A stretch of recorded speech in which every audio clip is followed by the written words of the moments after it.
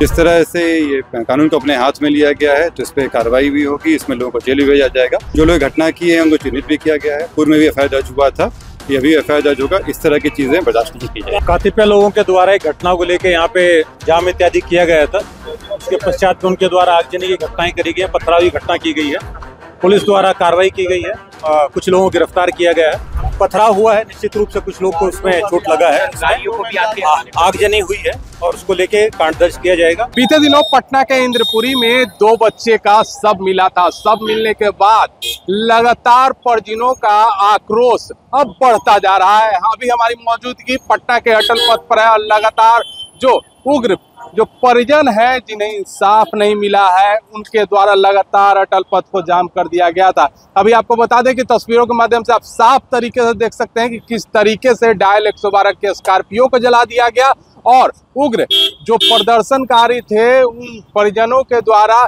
माननीय के गाड़ी को भी तोड़ दिया जाता है और तोड़ने के पश्चात लगातार उन्हें गुहार लगा रहे हैं कि हमें न्याय चाहिए, हमारे बच्चे की हत्या की गई है। और पुलिस का वहीं पे कहना है कि हत्या है या फिर किसी तरह की घटना है, वह बेसरा रिपोर्ट आने के बाद ही पता चलेगा, क्योंकि आपको बता दें कि पोस्टमार्टम रिपोर्ट से यह पूरी तरीके से स्पष्ट नहीं हो पाया है कि उन दोनों बच्चों की जो हत्या है या दुर्घटना पूरी तरीके से स्पष्ट नहीं हो पाया। अब बेसरा रिपोर्ट का इंतजार किया जा रहा है। इस पर क्या विशेष जानकारी दे रहे हैं पटना के एसएसपी कार्तिकेय शर्मा, ये जरा देखते हैं। प्रदर्शनकारियों के द्वारा पुलिस पर भी हमला किया गया है, पुलिसकर्मी भी गंभीर रूप से घायल हुए हैं। क्या इसमें जो दोनों मामले हैं, जो पहला जो घटना के बारे में जो हुआ था उसमें बताया था जो ऑटो का रिपोर्ट है तो उस हिसाब से कार्रवाई चल रही है।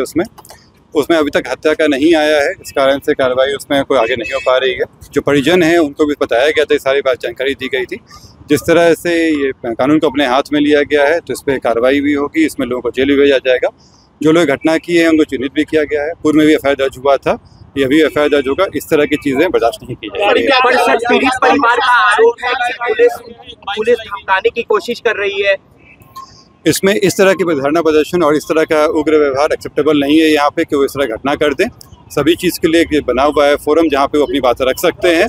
जब तक कोई एविडेंस नहीं आए, हत्या प्रूफ ना हो जाए, इसमें कोई कार्रवाई नहीं किया।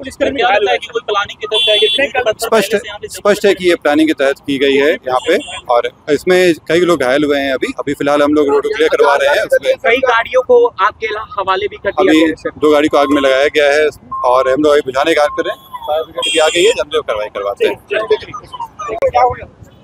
तो कतिपय लोगों के द्वारा एक घटना को लेकर यहाँ पे जाम इत्यादि किया गया था, उसके पश्चात में उनके द्वारा आगजनी की घटनाएं करी गई है, पथराव की घटना की गई है, पुलिस द्वारा कार्रवाई की गई है, कुछ लोगों को गिरफ्तार किया गया है, कांड दर्ज करके जो बाकी लोगों को आइडेंटिफाई करके सब पे कड़ी से कड़ी कार्रवाई की जाए। सर, कई पुलिसकर्मी भी घायल हुए हैं, पथराव हुआ है, निश्चित रूप से कुछ लोग को उसमें चोट लगा है, गाड़ियों को भी आगजनी हुई है और उसको लेके कांड दर्ज किया जाएगा। कुछ लोगों को मौके से पकड़ा गया है, इनकी निशानदेही पे और जो अन्य जो हमारे पास में जो साधन है उनके माध्यम से अन्य लोगों को आइडेंटिफाई करके कड़ी से कड़ी कार्रवाई की। वीआईपी स्पॉट पे पत्थरबाजी हुई है, तो जाहिर सी बात है कि पटना के अटल पथ को पूरी तरीके से जाम कर दिया गया था। पूरी पटना के तकरीबन दर्जनों थानाओं की पुलिस यहाँ पर मौजूद है, पटना के एसएसपी है, सिटी एसपी है, पटना के आईजी यहाँ पर मौजूद है और लगातार जो जाम बनी हुई थी उस जाम को खुलवाने का प्रयास किया जा रहा है और उग्र जो परिजन थे उन्हें भी समझाया बुझाया जा रहा है। लेकिन आपको बताते चले कि आप साफ तरीके से देख सकते हैं कि किस तरीके से जो पुलिस प्रशासन है हाथों में लाठियां लेकर के पूरी तरीके से जो उग्र लोग थे उन्हें समझाने के लिए पूरी तरीके से अटल पथ पे यहाँ पे थे। लेकिन आप तस्वीरों में साफ तरीके से देख सकते हैं कि जो उग्र लोग थे पूरी तरीके से पुलिस प्रशासन पर ईंटा रोड़ा भी चलाया गया है, जिसके पश्चात पुलिस के द्वारा उन पे लाठियां भी बरसाई गई हैं। अब देखना यह होगा कि उन 2 मासूमों की हत्या है या फिर किसी तरह से घटना से उनकी मृत्यु हुई है, बेसरा रिपोर्ट आने के बाद ही पता चल पाएगा। पटना से NBC 24 के लिए अजय शर्मा की रिपोर्ट।